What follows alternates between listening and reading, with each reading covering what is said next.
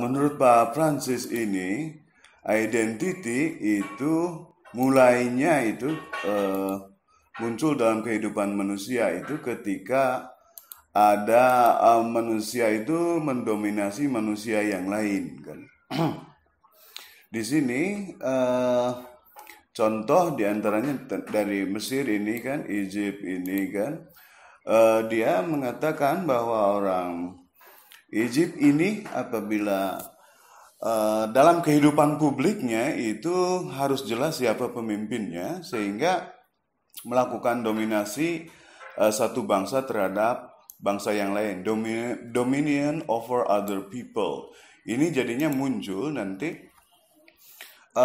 identity politik. Jadi siapa yang jadi tuan dan siapa yang jadi slave gitu. Ini dari alinea yang ini tentang Romawi. Jadi asal usul hukum Roma ya, hukum Romawi disebut Roman law itu gara-gara orang Romawi juga mendominasi bangsa-bangsa lain. Ya secara sejarah kita memang ya sebelum Romawi sih sebetulnya ada Macedonia dulu itu secara adu kekuatan.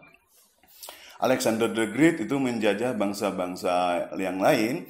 Dan dari situ ada semacam kalau kita di dunia transaksi sekarang ada terms and condition apply ya kan. Jadi bangsa-bangsa di sekeliling itu tunduk apabila misalkan upeti dan sebagainya gitu. Nah dari situ identity itu diperlihatkan bahwa ini mana pasukan gengnya Alexander the Great dan mana yang lain. Nah orang-orang Romawi kemudian melegitimasi hal itu dengan membuat hukum yang menyangkut orang banyak gitu, yang dominionnya kan. Karena alasannya adalah law and order. Karena law and order dipegang oleh penguasa yaitu Romawi, maka semua harus ikut hukum. Jadi identitinya secara ini diperluas gitu menjadi sebuah empire yang kemudian memunculkan pengikatnya adalah hukum. Nah kemudian di tempat lain nih di Cina menurut Francis Fukuyama, jadi ada semacam common sense of identity ini muncul dengan misalkan etnis kan, wajah dan sebagainya, bentuk-bentuk fisik, kemudian ada juga bahasa katanya di sini. Jadi bahasa kemudian dipersatukan gitu bahwa ini kemudian ada bahasa-bahasa lokal, nah itu identity tersendiri misalkan ada dinasti Zhou dan sebagainya. Ini dalam Cina yang feodal gitu. Kemudian Cina juga mengatakan bahwa kita ini harus bersatu dan satu bangsa itu karena ada keamanan and border gitu ya. Jadi sebetulnya kalau kita tarik ke masalah yang Pak Gibson katakan yaitu tentang misalkan partai, yaitu karena legitimasi kita bangsa Indonesia ini demokrasi kan. Nah kalau demokrasi ya berarti ada semacam kesepakatan publik bahwa yang menang itu yang partai yang memenangkan suara kan. Nah sehingga yang tidak memenangkan itu ya si ini melakukan seperti halnya orang-orang Romawi tadi, orang-orang pemenang di demokrasi itu melakukan law and order kan, gitu. Jadi misalkan law and ordernya itu yaitu diantaranya bahwa yang bersifat kalau di Malaysia itu pengganas ya, bersifat yang pengganas itu pemberontak atau yang di luar mainstream. Kalau Pak Harto itu dulu lebih halus dengan cara pembangunan ya. Jadi kalau yang anti berarti anti pembangunan, anti program pemerintah ya berarti harus disingkirkan. Karena zaman Pak Harto juga awal-awal termasuk begawan sosial, ilmu sosial Pak siapa itu Sujatmoko itu melakukan pembersihan juga secara wacana gitu. Jadi siapa yang di luar pembangunan adalah di luar program, oleh karena itu tidak bisa di ini. Pak Mahathir dulu juga di Malaysia itu kan di Kuala Lumpur itu bernama Kepung ya, Kepong nulisnya, itu tidak mau ikut dengan barisan nasional ya. Jadi kalau Cina barisan nasionalnya itu MCA gitu, Malaysian Chinese Association. Nah, orang Kepong itu tidak mau, dia masuk ke yang sekarang kan menang dengan Lim Guan Eng itu di Pulau Pinang. Itu jadi dulu zaman Pak Mahathir Kepong itu tidak dibangun. Jadi kalau kita pakai kereta api gitu ke keluar ke daerah Seremban gitu dari Kuala Lumpur, lewat itu di pinggir Kuala Lumpur tuh kampung Kepung itu mirip ya kampung di kita gitu, yang jauh gitu, yang kumuh dan sebagainya. Ketika ditanya Pak Mahathir itu kenapa mereka tidak dibangun, yaitu karena mereka tidak sesuai dengan program pembangunan kan gitu. Apakah kita akan berbuat baik pada mereka, katanya, sedangkan mereka juga tidak berbuat baik kepada kita gitu. Maksudnya tidak memberi legitimasi suara, misalkan seperti itu.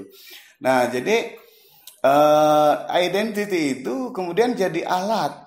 Ya, saya melihat ini karena program pembangunan misalkan tidak akan bisa menyantuni semua. Gitu. Jadi kalau mencari suara itu kita itu di welcome kan, semua itu pingin suaranya itu ke kita, tapi ketika melakukan pembangunan kadang ya dipilih kan orang-orang siapa yang ini, karena kue pembangunannya itu ya karena negara membangun ya masih sedikit kan, jadi tidak sejahtera untuk semua, untuk everybody ya. Jadi berbau mungkin gayanya program-program yang ini oleh kelompok tertentu ya, berbentuk proposal. Jadinya identity itu jadi kadang bisa menguntungkan bagi yang lagi untung kan, dan merugikan bagi yang lagi rugi. Ya, jadi itu sebetulnya mengikuti ya perjalanan historis gitu. Sejarah memang membicarakan kan siapa yang menang dan siapa yang kalah, kemudian ada yang kalah itu bisa menang lagi gitu. Nah, identity itu diantara yang mencirikan kan gitu. Ya gitu. Jadi ini gara-gara sedikit itu karena kita masih membangun. Jadi ada pemilihan berdasarkan identity itu gitu. Jadi intinya Pak Francis itu mengemukakan bahwa identity ini memunculkan gara-gara tadi itu kue-kue pembangunan kan, siapa bangsa siapa yang mendominasi siapa kan gitu. Itu dari segi sejarahnya. Nah, komparasikan kepada kita zaman sekarang seperti halnya Pak Trump ya, Donald Trump kemarin kan programnya Pak Obama, misalkan Obamacare, langsung dibuang ketika dia berkuasa. Oh, itu sudah mati katanya kan Obamacare, sudah tidak berguna lagi, misalkan gitu. Nah, kalau dia kan gayanya kan untuk ini dia mengambil jalur mungkin Eropa pada zaman Perang Dunia Kedua, yaitu memunculkan hatred kan di public sphere itu. Di public sphere dia memainkan wacana kebencian terutama kepada yang bangsa lain, non white American kan. Misalkan umat Islam jangan masuk kan gitu. Misalkan orang Latin gak boleh masuk, bahkan diusir-usir dan sebagainya. Dan bahkan Great Wall-nya itu juga mau dibangun, sudah mulai proyek itu kan gitu. Ini bagaimana memainkan itu kan legitimasi itu dari public sphere. Kalau dulu zaman-zamannya Romawi itu bersatu ya, Holy Roman Empire, Romawi yang bersifat Kristen, itu raja-rajanya memakai wacana divine right of king ya. Jadi hak ketuhanan raja. Jadi raja ini adalah perwakilan Tuhan. Itu legitimasinya bahwa ya makanya turun-temurun ya, karena mereka itu orang-orang yang suci gitu, yang disucikan oleh pihak gereja gitu. Jadi legitimasi itu bisa berbeda-beda di tiap zaman ya, tergantung bagaimana orang kemudian mengakuinya. Jadi identity ini menurut Francis Fukuyama adalah urusannya dengan recognition gitu.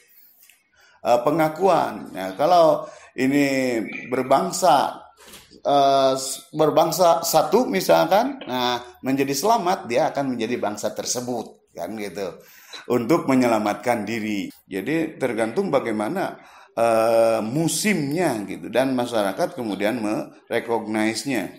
Seperti sekarang misalkan Joe Biden tiba-tiba menang, itu bukan karena kehebatan Joe Biden-nya, tapi karena legitimasi identity yang dimainkan oleh Trump itu membahayakan kemanusiaan kan.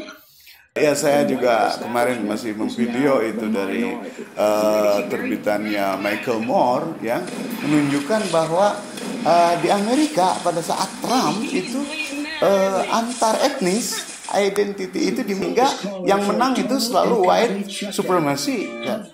Yang ada Cina dipukulin dan sebagainya lah kan? Kemudian yang Latin seperti tadi yang Islam juga. Nah ini kan sementara Amerika ini kan melting pot dari seluruh bangsa di dunia dan itu katanya kan dilambangkan oleh menurut penasehat Obama dilambangkan oleh liberty itu sendiri, patung liberty. Jadi ketika Trump berkuasa, patung liberty itu tidak welcome sebetulnya bagi kemanusiaan, bagi bangsa-bangsa lain. Dan Amerika itu tidak menunjukkan sebagai American Dream itu bukan milik everybody katanya kan, hanya white supremacy gitu. Nah yang seperti ini yang membuat jeleknya Trump. Jadi bukan karena hebatnya Joe Biden, tapi karena jeleknya Trump. Makanya Joe Biden menang, katanya begitu. Jadi itu walaupun tidak kelihatan tentang program di Amerika ini itu sendiri, tapi orang-orang dengan identitas yang berbeda-beda itu merasa wah ini against humanity gitu, melawan kemanusiaan. Maka mereka kemudian beralih ke Joe Biden gitu. Apalagi kan Joe Biden wapresnya itu calonnya adalah orang kulit berwarna.